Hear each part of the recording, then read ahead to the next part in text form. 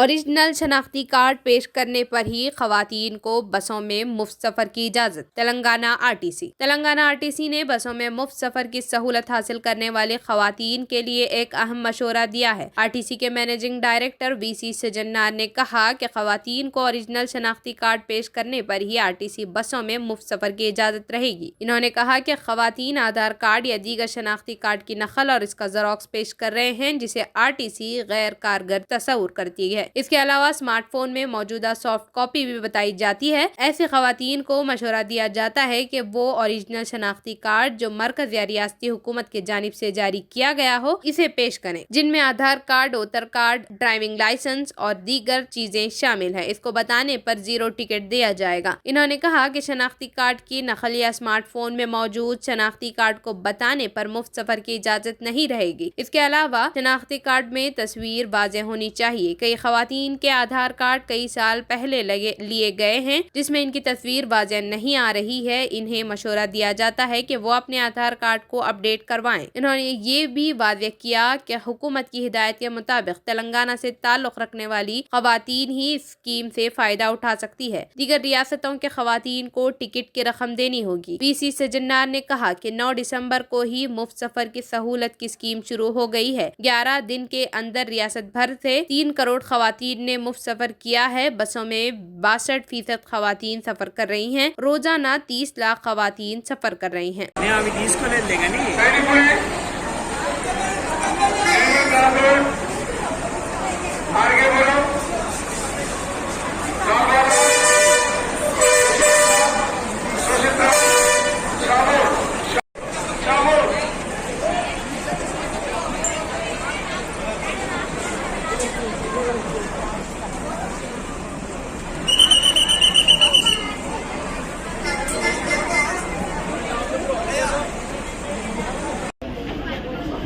madam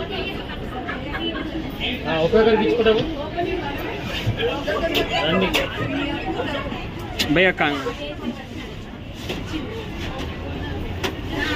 అందరి card కొట్టేసి